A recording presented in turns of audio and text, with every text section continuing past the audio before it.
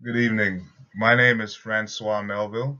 The following is a presentation of my HCD 900 Capstone research paper on implementing effective organizational intervention strategies and conflict and negotiation resolution strategies in the workplace. Organizations today must have the capacity to adapt quickly in order to survive an ever-evolving work marketplace. Change happens with speed and complexity. Organizations that design, evaluate, and implement successful change strategies are prepared for long-term survival. Intervention strategies make organizations change capable, limiting conflicts and allowing leadership to better manage change in fast-moving environments without losing control of existing core competencies and principles. It supports all members of the organization in coping with the process of moving from the present state to a desired state in response to dynamic internal and external factors. 2007 marked difficult financial times in America. We were a nation at war with a shrinking economy, few jobs, and growing debt. Meanwhile, the number of students attending colleges and universities had nearly doubled from previous decades. Graduating undergraduate in 2007, many students were unaware of just how many major changes to the job industry and workplace culture would result from the recession. Many recent graduates struggled to find jobs as student loan debt grew. American businesses were severely unprepared for the sudden economic changes. Corporations considered too big to fail were doing just that, and were taking down the entire U.S. economy with them.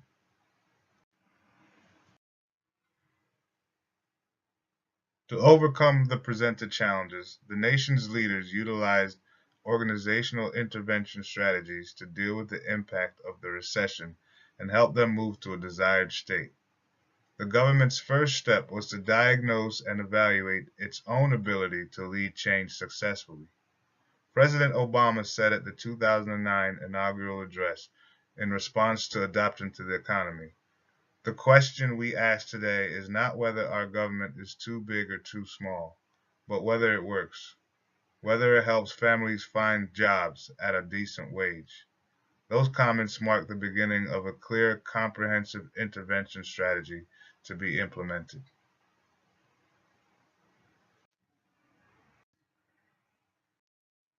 Despite the difficult employment climate, America's workforce was at a truly pivotal, innovative, and transformative period.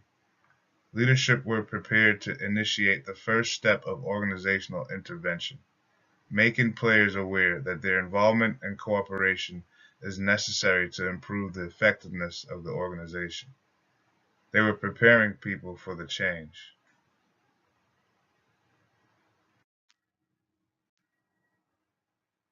Jobs were made the number one focus of the nation's leaders, with tremendous investments made to improve people's ways of life within a work environment. 8 years later, over 14 million jobs were created. Organizational interventions are effective and is a valuable skill set for leaders to possess. The following slides will highlight the steps involved with successfully planning organizational intervention and dealing with the potential conflicts which may arise from the complexity of change.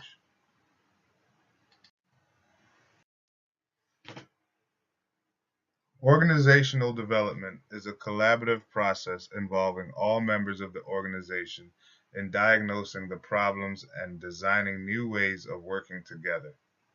It is a general strategy or approach to organizational change.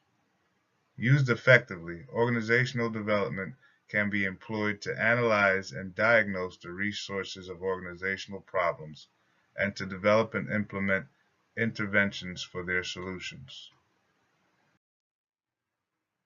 Getting to know organizational culture begins with a diagnosis, defined as collecting valid data about human experiences within an organization and feeding that information back to leaders to promote increased understanding. It involves interviews, questionnaires, and group activities required as part of a comprehensive program or consultation.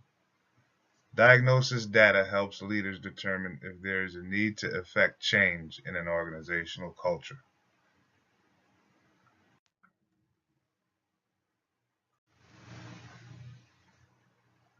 Organizational change and interventions are defined as the efforts designed to correct problems uncovered through the organizational development diagnosis.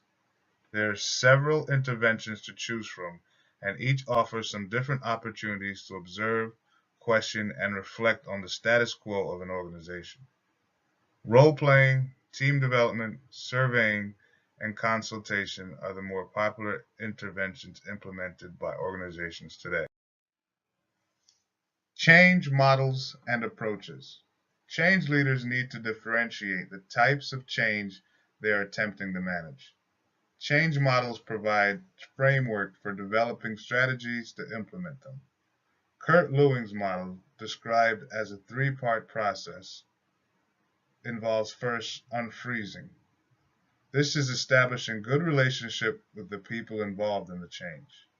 Second step is moving. In this stage, leaders are identifying new, more effective ways of performing and implementing change strategies. In the third and final stage, refreezing, leaders provide positive reinforcement for behaviors that best attribute to the desired outcome of the change.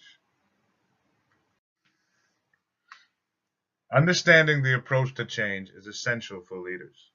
The first task of change leadership is to understand the terrain of change and how it has evolved. There are three types of change occurring in organizations, each requiring different strategies and leadership. Developmental change occurs when an organization makes an improvement to current operations. Transitional change occurs when new processes or procedures replace those that are current. Transformational change. This type of change is unique and may involve both developmental and transitional efforts. The desired state is unknown, and it results from shifts in the organization so major that the organization needs to transform itself. Change leadership is essential to the intervention process, as leaders are responsible for navigating the change. Leaders must understand the requirements of the change, build change strategies, and transform mindsets. Leaders of change must be capable of capturing both the internal and external dynamics of organizational culture. Self-awareness is a key skill for leaders of change to possess, as the state of awareness that leaders bring to transformation influences their approach to it. To overcome the potential for limited leadership style approaches, experts suggest leaders practice self-mastery, a strategy which suggests that mastering one's individual mindset will have a positive impact on internal experiences, external behaviors, quality of performance, and overall results.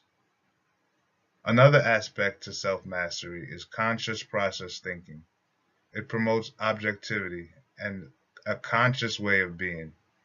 Conscious process thinking is the innate ability to devote one's attention and consciousness to the multiple dimensions of a change initiative.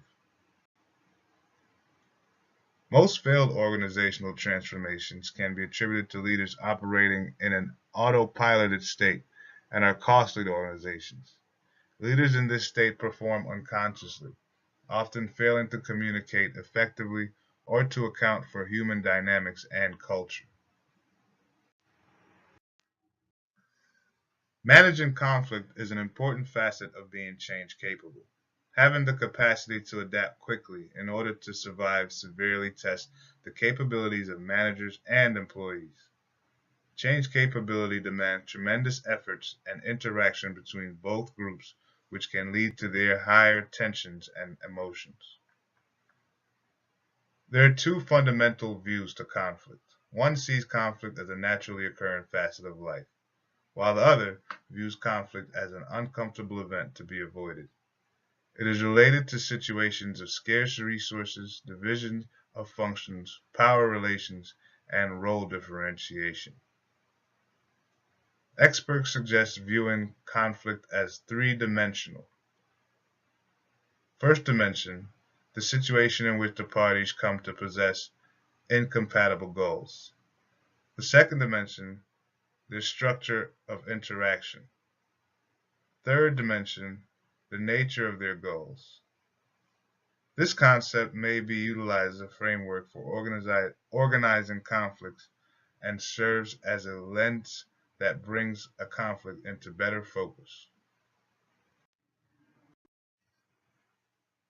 Conflict is experienced in three forms: cognitive, emotional, and behavioral. These elements are also described as the forces that motivate the behaviors and interactions of the parties involved in conflict.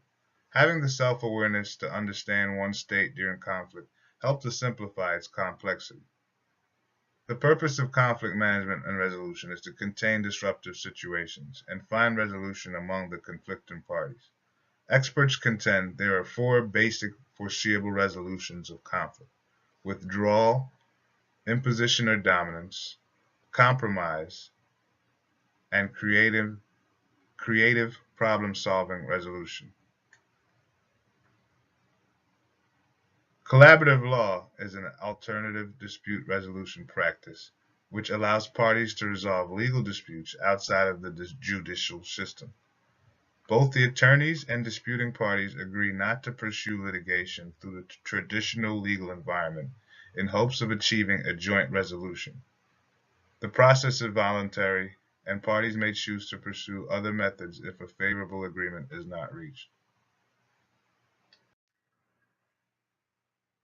In summary, organizational intervention strategies and conflict management are essential concepts to understand.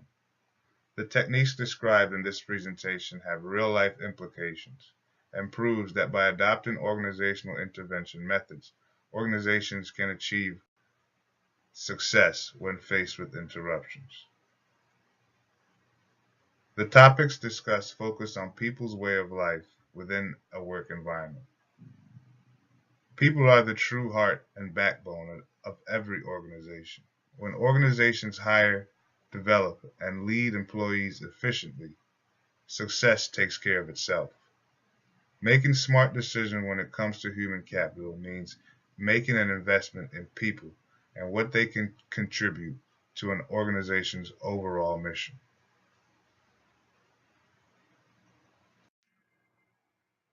This concludes my presentation.